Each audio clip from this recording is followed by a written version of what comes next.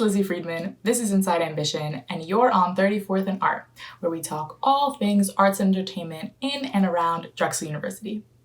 This week we're talking life as an arts grad. Most art students have been enrolled in arts classes and following their passions their entire lives. It's not a phase, Mom. Now it's a career. Drexel offers a variety of arts programs.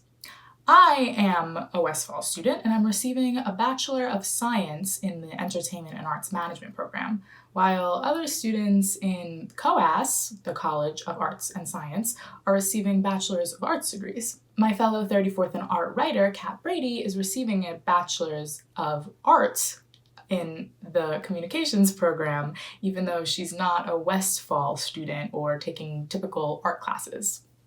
Why is that? Of course, Drexel has to do everything backwards.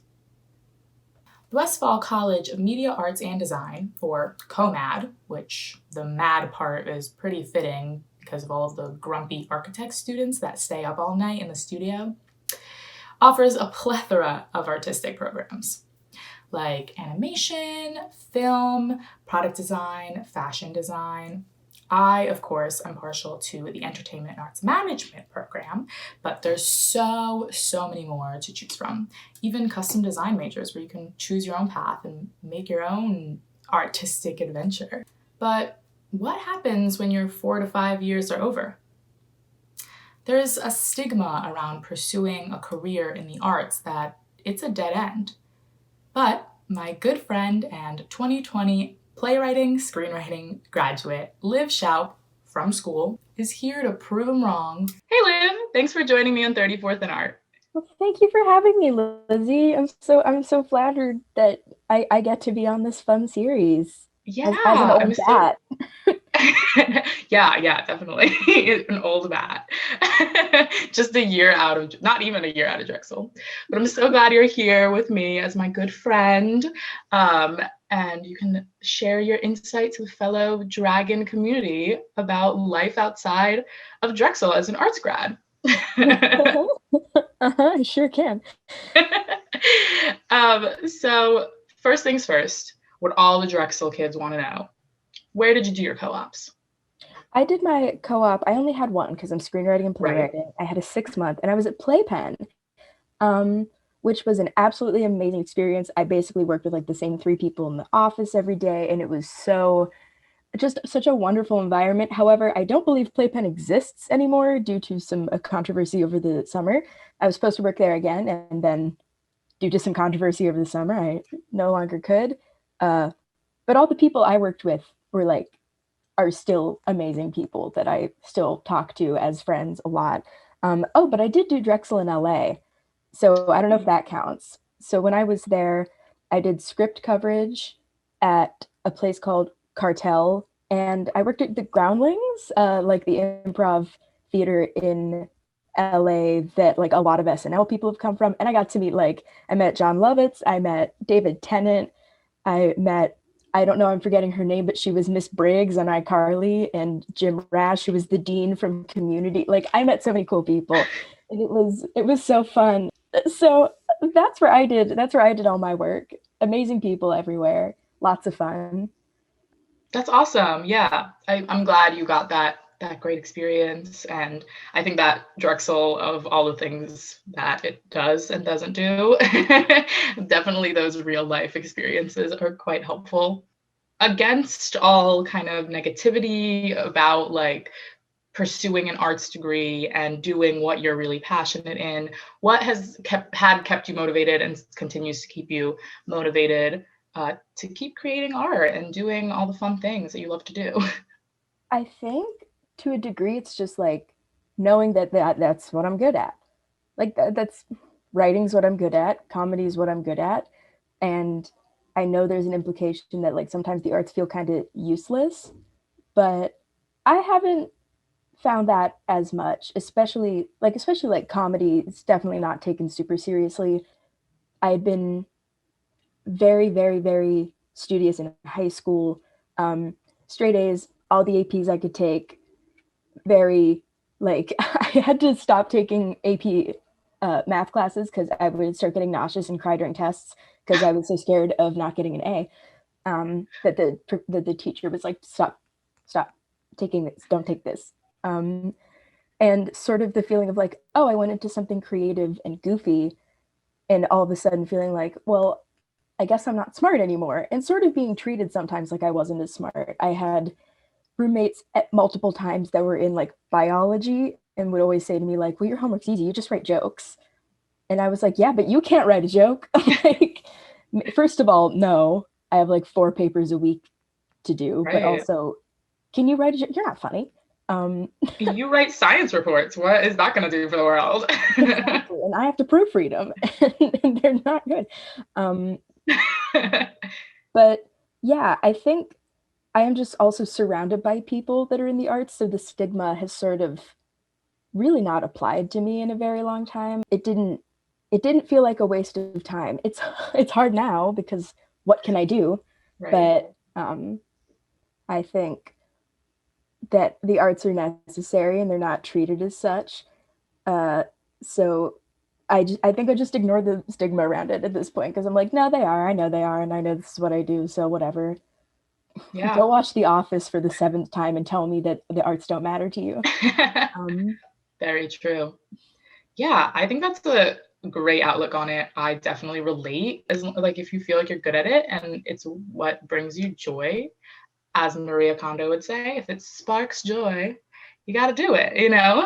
I mean, the screenwriting, playwriting community and just the Westphal community in general is so like, while it's very large and like super multifaceted, I feel like it's also super small. Like I know a bunch of people all scattered around, and it's like you find out about things, and like I'm in a different program than you, but like I know a bunch of people in your former program, and like yeah, and I think it's like it's great to see us all kind of succeed in our own like different sectors of the arts, and yeah, and And how we people work grow. together a lot too. Yeah, That's yeah, one of that's always the my favorite thing. it's one of the luckiest things I've had was getting to work with so many entertainment arts management majors, so many film majors, so many music industry majors. Like it all just sort of was able to coalesce um, into just even just from having friends from different majors into like being able to work on so many senior projects, being able to collaborate for so many classes. It's just been a very lucky experience. Very, very Yeah. lucky. What are you up to now that you're out of school? I know that's a jarring question, but I always like to start this explanation with so I graduated in March. I graduated a term early. My last class ever was my Arthurian legend class where we learned about Old English and King Arthur. It's like March 12th or whatever. And I'm like getting out of class. I get a picture in front of Mario. And I say to Tyler, who's in class with me, I was like, let's go get a McFlurry. So we walked to go get a McFlurry. And then I was like, oh, I have a production meeting because Laramie Project, which I'm assistant directing with my great friend Lizzie, starts next term. And like we're in the production meeting and we get the email that the first half of the next term's online. And I was like, oh, that's interesting. Like literally the day I stopped being in college. So it went from, and I've talked about this because I have a lot of other friends that are like this. You sort of had all these connections and you had the feeling that things were set up really well for you and they immediately disappeared. I was able, obviously, like the show came back in a way. a different way. I was offered a position to be a TA for the TV series writing class. And I, at the time, I was like, oh my God, is that going to go away? Is my internship at Playpen going to go away? It was like, oh my God, I lost everything. And it all came back to a degree, which was nice. So, like, what I'm doing right now is I'm working on Essential, which is an original piece that is replacing the show we were going to work on last May. And I'm still a teaching assistant. That's fun. So I'm still doing that apparently. And like, it's weird because I do say I'm unemployed, but I am spending like 15 hours a week doing the theater stuff. I just don't get paid for most of it, which is expected, honestly, at this point and in this climate. But Yeah. basically, all I've been doing is that and then trying to like, and dyeing my hair a lot and trying to figure out like what other things make me happy. Like I've played a lot of video games and now I'm applying to like smaller game studios just to see like, let's just see. There's just not a lot of things relevant to me to apply for. And once you've been like a year out of college and you haven't had the validation that you had of grades, at least grades were big for me. I only got 2 Bs in college and one of them was photography. It's all of a sudden it's like, do I remember how to do anything? Am I good at anything? I guess what I'm doing right now is like trying to not drown in self-doubt, and still work on creative stuff. And I'm very lucky to still have these projects going on. Yeah. So I am, when I say I'm not employed, people are like, well, you are. You're just more volunteering. I'm like, manifesting 2021. Yeah. Find something in field, work for it. Yeah. Yeah, that's great. And I think that's a really positive outlook on it. Do you have any advice for fellow playwrights that might still be in school or still working on their way? Well, I will start with for the non-male identifying students, if the males in the major aren't respecting you, do not respect them either. Try to kill it with kindness as much as you can. In my experience, it doesn't work for a lot of them, so just give it back.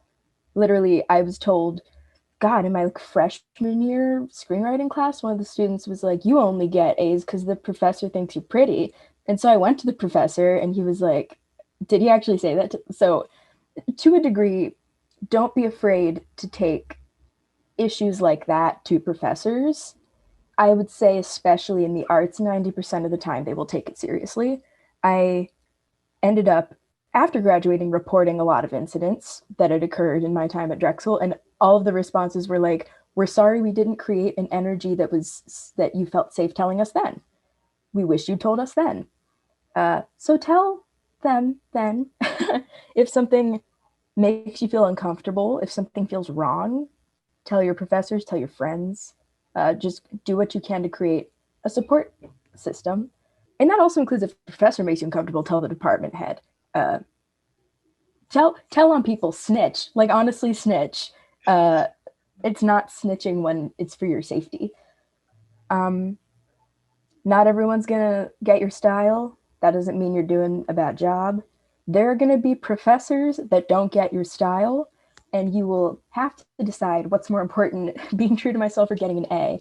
And that is up to you. Make friends, work with people outside of your major. I would not have nearly the amount of like resume or the amount of productions under my belt had I not made friends with people in entertainment and arts management, people in film. It also just helps you as someone who communicates. Like, it helps you be way better at communicating and working with people, which carries over into jobs that aren't in field, because you're going to get a job that's not in field at some point. But if you play nice with others, you're much more likely to get it. Networking is dumb. Just be nice to people. Yeah. That's like super anti-Drexel, but like very true. Yeah. I guess that's it. Yeah, I think that's don't take any crap. Yeah, don't take any crap. Never, from no one. Yeah, I think that's all really, really amazing, helpful advice that everyone should take into consideration. Well, thank you so much for being here and talking about your experiences and all of your lovely anecdotes. Thank you so much for having me. I always like to talk, period. And I also like to talk just about my experience, try to help other people, if not just to be like, this was my experience. It might be different from yours, but like, thank you so much for having me. It was really great to get to talk about this. Yeah. Well, Go Liv Dragons. from school. Thanks again. Thank you. See, life after art school doesn't mean you have to be a starving artist. It's important to remember to do what you love and what truly moves you. I think Drexel does a pretty good job of preparing us for the real world. Although I don't really like that saying, because what world am I living in now then? Regardless, there are so many opportunities upon graduation. Some people work in their field, some people work in another field, some continue to go to school. Even Westphal offers 8 different graduate programs in a variety of subjects because our student loans weren't already high enough. In any way, you are following the path for you. There's no exact science behind it. It's your life. Do what you think is best. Graduating is scary. Graduating with an art degree is scary. Graduating with an art degree during a pandemic is terrifying. I would know. I'm graduating next year. Regardless, I just want everyone to know that you should follow what you are truly passionate in. Don't listen to the people telling you what to do, what's going to make the most money, what's going to do whatever. You do what your heart wants. And I know that sounds cheesy, but I promise, I'm telling the truth. That's what I want for you, my lovely viewers. Anyway, thanks for joining me on 34th in Art. Be sure to follow Inside Ambition on Instagram and YouTube for all of the latest. I'll see you right here at the same address next week. Bye!